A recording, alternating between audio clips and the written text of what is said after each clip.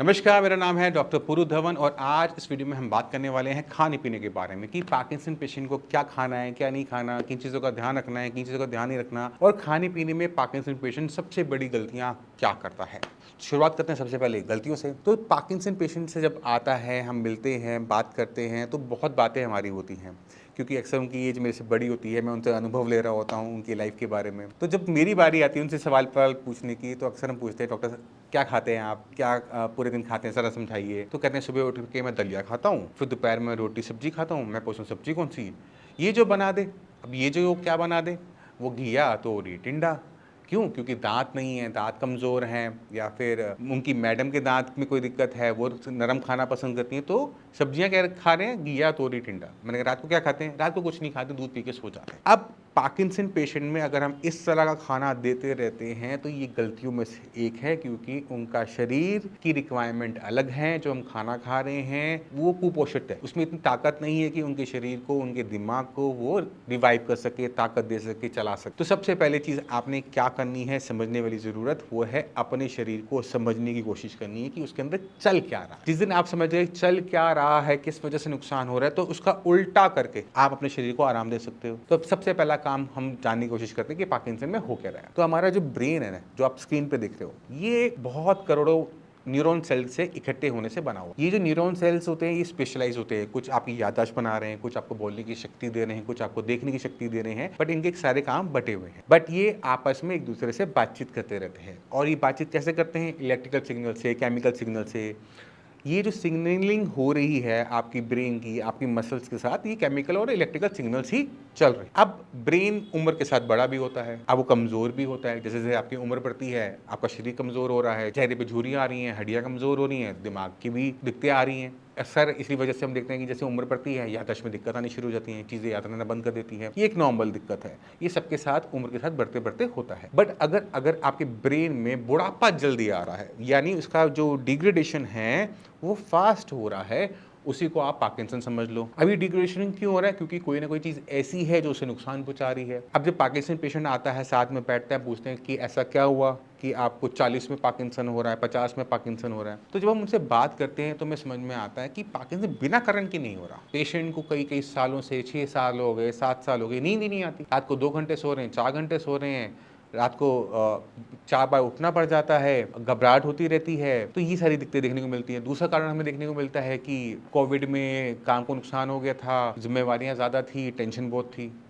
तो और क्या कारण देखने को मिलता है कि परिवार में पिताजी का देहांत हो गया, या फिर हमारा जो जो अपने बच्चे थे उनके कोई नुकसान हो गया, या फिर उनका देहांत हो गया। तो वो जो गम होता है, वो जो स्ट्रेस लेवल होता है, उसकी वजह से पार्किंसन डेवलप हो रहा होता है, क्योंकि उससे उनकी नींद जा रही होती है। तो अगर हम देखें पार्किंसन के कारणों के बारे में बात करें तो ये मुख्य तौर से हमें कारण देखने को मिलते हैं। एक कारण और मिलता है, वो है पारिवारिक, कि दादाजी को था, अब आपको है, पिताजी को नहीं था, या पिताजी को था, बेटे को भी है, भाई को भी है। तो ये मुख्य मुख्य कारण होते हैं। बट ये पारिवारिक वाले कारण हमें कम देखने को मिलते हैं, मुश्किल से 5 से 10% लोगों में। 90% पेशेंट में हमें क्या देखने को मिलता है कि नींद ना आना, स्ट्रेस का ज़्यादा होना, ये हमें कारण देखने को मिलता है। अब सवाल यह है कि ब्रेन जब स्ट्रेस में है, नींद प्रॉपर नहीं आ रही है, तो उसकी वजह से ब्रेन को नुकसान कैसे पहुंचता है। तो जब आप सोते हो, जब आप उठते हो, आप अपनी बॉडी को कैसा महसूस करते हो? एकदम फ्रेश, हल्का हल्का। बट सोते समय, सोने से पहले, शाम के टाइम आपकी बॉडी कैसे हो जाती है? भारी हो जाती है, लीजी हो जाती है। तो सोने पे ऐसा क्या होता है कि आपकी सारी थकावट निकल जाती है? कभी सोचा है? ये जब हम रात को 8-9 घंटे की अच्छी सी, गहरी सी, प्यारी सी नींद लेते हैं तो हमारे शरीर में बहुत सारी चीजें ऐसी होती हैं जो स्लो डाउन हो जाती हैं, बंद हो जाती हैं। हमने जो खाना खा रखा था उसकी जो 3 ताकतें होती हैं वो हमारे शरीर को रीजनरेट कर रही होती है। एनाबॉलिक एक्टिविटीज बॉडी में चल रही होती है। हमारी मसल रिपेयर हो रही है, हमारा ब्रेन की टिश्यू रिपेयर हो रहे हैं, हमारी आइज रिपेयर हो रही हैं। अगर ये नींद प्रॉपर ना हो, 8 घंटे की ना हो, तो ये जो रिपेयर का काम होता है ना, ये नहीं हो पाता प्रॉपर तरीके। इसका रिजल्ट क्या होता है कि नींद ना लेने पे जो दिक्कतें किसी इंसान को होती हैं वो पार्किंसन पेशेंट में नींद कम लेने से होनी शुरू हो जाती है। जैसे अगर आप एक रात ना सो, अगले दिन आपके साथ क्या होगा? घबराहट होगी, खाना नहीं खाओगे, वॉमिटिंग करने का मन करेगा, चक्कर आएंगे, यही सब होगा, किसी से बात करने का मन नहीं करेगा। यही सबके साथ होता है एक रात ना सो वो। तो अब पार्किंसन पेशेंट में ये सोने की बात हो रहा है, क्योंकि हमने रात को ढंग से नींद नहीं ली, आधी अधूरी नींद ली है, कच्ची पक्की नींद ली है, तो उसको भी ये दिक्कतें महसूस होनी शुरू हो जाएगी। वो उसको डिप्रेशन सा बनना शुरू हो जाता है, पेट साफ नहीं होता क्योंकि खाना नहीं खाया जा रहा, भूख नहीं लग रही, महसूस नहीं हो रही, कोई अच्छी बात हो रही तो वो खुशी महसूस नहीं हो रही, ये सारी दिक्कतें होनी शुरू हो जाती हैं। इसलिए हमेशा कहता हूँ, पार्किंसन पेशेंट हो, नींद अच्छे से लो, पूजा पाठ, योगा सब करेंगे, बट 8 घंटे की नींद के बाद। कुछ पेशेंट आते हैं और बड़े फक्र से बताते हैं, डॉक्टर साहब मैं सुबह उठ के ना 4 बजे ब्रह्म-मुहूर्त में उठता हूँ और मैं पूजा करता हूँ। मैं क्या, सोते कितने बजे? 12 बजे। नहीं, आप बीमार होगे ही होगे। क्यों? क्योंकि आपने अपनी 8 घंटे की नींद रात की नहीं ली। फिर मैं बोलता हूँ कि आप रात को 8 घंटे क्यों नहीं सोते? डॉक्टर साहब मैं दोपहर में सो जाता हूँ 4 घंटे। मैं कि नहीं चलेगा, आपको रात को 8 घंटे की नींद लेनी ही पड़ेगी। तो आपने ध्यान क्या रखना है कि नींद, जिस तरह से खाना जरूरी है उस तरह से नींद जरूरी है। आपकी नींद किसी भी तरीके से डिस्टर्ब नहीं होनी चाहिए। आप एलोपैथिक मेडिसिन अगर खा रहे हो तो आपको ध्यान रखना है कि उसको लेने के बावजूद भी आपकी नींद 8 घंटे की होनी चाहिए। अगर आपको फिर भी नींद नहीं आ रही है तो आपको वहाँ पर अपने खाने पीने में, अपने एक्सरसाइज में बहुत सारे बदलाव करने पड़ते हैं, तब जाके हमारा काम बनता है। तो अगर किसी पार्किंसन पेशेंट को ठीक करना है तो पहला काम नींद ठीक करना, बाकी सारी बातें बाद में। तो वापस आते हैं खाने पे। हम खाने के बारे में बात करते हैं बट हम घूमते घूमते नींद पे पहुंच गए। तो अब आपका खाना क्यों इंपॉर्टेंट है? क्योंकि खाना अगर आप रात को पेट भर के खाते हो, अच्छे से खाते हो, तो एक अच्छी सी नींद आती है। रात को अगर आपने सिर्फ दूध पिया है या फिर एक सेब खा के सो रहे हो तो आपका पेट आपको जगा के रखेगा। क्यों? उसको भी समझ लेते हैं। जब आप अनाज खाते हो तो उसको पचाने के लिए आपका शरीर का सारा जो ब्लड होता है वो पेट की तरफ चल देता है, इसे डाइजेस्ट करना, डाइजेस्ट करना, डाइजेस्ट करना। आपके ब्रेन को ब्लड कम मिलता है और जैसे इसको ब्लड थोड़ा सा कम मिलता है, नींद आनी शुरू हो जाती है। अब नींद तो चाहिए थी, अब नींद कैसे आ रही? खाना खाने से आ रही। अगर आप खाली पेट सो रहे हो तो ब्लड जो सर्कुलेशन है ब्रेन में चलता रहेगा अच्छी मात्रा में, तो ब्रेन आपका ज़्यादा ऑक्सीजन ले रहा है, ज़्यादा वो अलर्ट रहेगा, सब कुछ सुनाई देगा, कौन से कहाँ कौन चल रहा है, कौन क्या बात कर रहा है, चौकीदार जो जा रहा है उसका डंडा बज रहा है नहीं बज रहा है, उसने सीटी बजाई नहीं बजाई, गेट पे कौन खड़ा है, सब महसूस होगा आपको लेटे लेटे, क्योंकि आपकी नींद गहरी नहीं हो पाई। तो पहली चीज़, रात को खाना खाना जरूरी। दूसरी चीज़, अब आपका शरीर टूट रहा है। हमारा जो शरीर है वो प्रोटीन का बना हुआ है। ये मांस देख लो, नाखून देख लो, बाल देख लो, ब्रेन देख लो, किसका बना हुआ है? फैट का, प्रोटीन का। आप पूरे दिन में जब घिया तो टिंडा खा रहे हो तो उसमें क्या नहीं है? प्रोटीन नहीं है। फैट आपने बंद कर रखा है क्योंकि कोलेस्ट्रॉल की दिक्कत होगी, डायबिटीज़ होगा, बीपी होगा, है ना। तो सीधा साधा हल्का फुल्का खाना खा रहे हो और सोचते हो कि इसमें आप स्वस्थ हो जाओगे। नहीं, आपको अपने खाने को हाई इन प्रोटीन रखना है और अपने खाने के अंदर 50% वेजिटेबल्स लेके जानी है। तो आपका मेन खाने के 2 हिस्से कर दो। एक है सलाद वाला हिस्सा, सब्जियों वाला हिस्सा, सलाद नहीं सब्जी। दूसरा हिस्सा आपका क्या है? आपका प्रोटीन। अब मैं सब्जियों पे क्यों जोर दे रहा हूँ उसको समझना, और मैं घिया तो टिंडा के खिलाफ क्यों हूँ उसको समझना।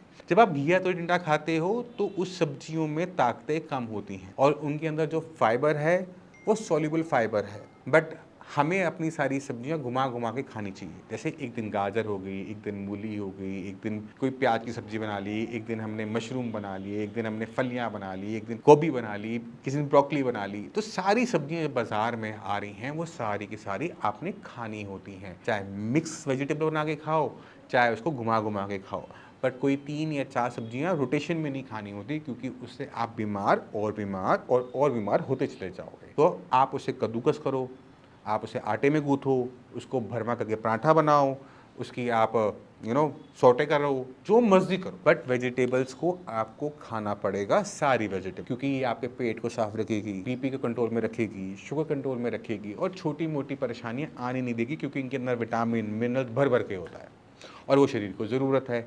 तो अगर आप सब्जियां खा रहे हो, सारी सब्जियां खा रहे हो, तो आप अपने शरीर को ताकत देने के लिए खा रहे हो कि आपको मल्टीविटामिन ना खाने पड़े। क्योंकि टेस्ट करवाओगे तब पता लगेगा ना कि ये विटामिन कम है, ये मिनरल कम है। बट बिना टेस्ट किए कैसे पूरा करना, तो क्या तरीका है कि जिस चीज़ के अंदर वो भर भर कर होता है उसे खाना, तो वो है आपकी वेजिटेबल्स, उसे आप खाओ। क्योंकि अलग से तो आपने खाना नहीं है। सलाद खाओगे तो आपको दुखेगा, कभी दांत में दुखेगा, कभी वो पेट में दुखेगा, कभी आपको उसमें बीज नजर आ जाता है, इससे पत्थरी होती है, कभी इसे वो होता है। तो अलग अलग टाइप के आप लोगों ने बना रखे होते हैं कि ये सब्जी से गैस होती है, आप उसको रोटी बनवाओ, आटे में गुथवाओ, पुलाव बनवाओ चावल के साथ, या फिर उसको सूखा पराठा बनवा लो तंदूरी वाला और खाओ, जितना खा सकते हो खाओ। दूसरी चीज़ जो आपको हमने खाने में बढ़ानी है वो है प्रोटीन, क्योंकि आपका शरीर टूट रहा है। अब शरीर को टूट रहा है तो उसे कौन रिपेयर करेगा? प्रोटीन। क्योंकि अगर प्रोटीन निकल रहा है तो प्रोटीन डालना भी है, तो आपको अपने खाने के अंदर प्रोटीन की मात्रा बढ़ानी चाहिए। अब प्रोटीन हमें कहाँ से मिलता है? वेजिटेरियन के अंदर हमें मशरूम से मिल जाएगा, दालों से मिल जाएगा, दूध की आइटमों से मिल जाएगा। नॉन वेज में जाते हैं तो फिश है, चिकन है। अब समझना है कि आपकी लाइक्स क्या है। अगर आप वेजिटेरियन हो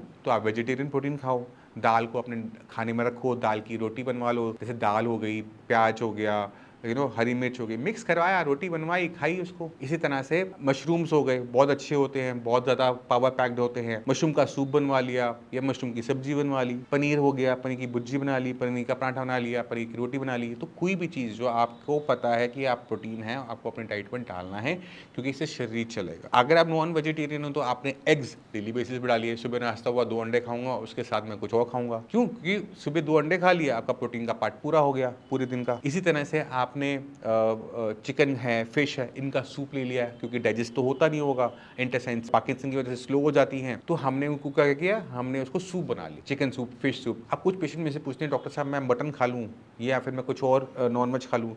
तो फिश, चिकन और एग्स के अलावा मैं कभी भी किसी भी पेशेंट को कुछ भी एडवाइस नहीं करता, क्योंकि फिश, चिकन जो है वो वाइट मीट है। वाइट मीट के अंदर कोलेस्ट्रॉल कम होता है और ये आपकी गट के लिए भी अच्छा रहता है और आपकी बॉडी के लिए भी ठीक है कंपैरेटिवली। पर जैसे हम रेड मीट की बात करते हैं, मटन की बात करते हैं, तो ये आपके शरीर को बीमार बनाता है अगर इसे डेली बेसिस पे खाया जाए। तो फिश, चिकन तक तो ठीक है, उससे आगे मैं बढ़ता नहीं हूँ, तो मैं आपको एडवाइस भी नहीं करूँगा। और ये जो सूप होते हैं, ये आपको एक और फायदा देते हैं। आप वेजिटेरियन हैं, नॉन वेजिटेरियन है, कोई फर्क नहीं पड़ता। आप मिक्स वेजिटेबल का सूप बनवाओ, किसी दिन कॉर्न है, किसी दिन गाजर है, किसी दिन मशरूम है, किसी दिन कोई भी सब्जी दाल के साथ मिक्स करके सूप बनाने से, या फिर चिकन फिश का भी सूप बनाने से हमारी बॉडी को फ़ायदा क्या होता है? जब आप सूप पीते हो तो वो पेट भरता है? नहीं। भूख खुलता है? हाँ। ताकत जाती है? हाँ।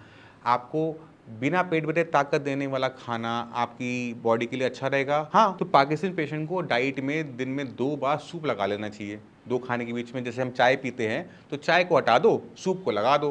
रोज़ अपना लिया, क्लियर सूप लिया या फिर सूप बनवाया, दिन में 2 बार, या पूरी फैमिली बैठ के पी रही है। इससे फ़ायदा क्या होगा?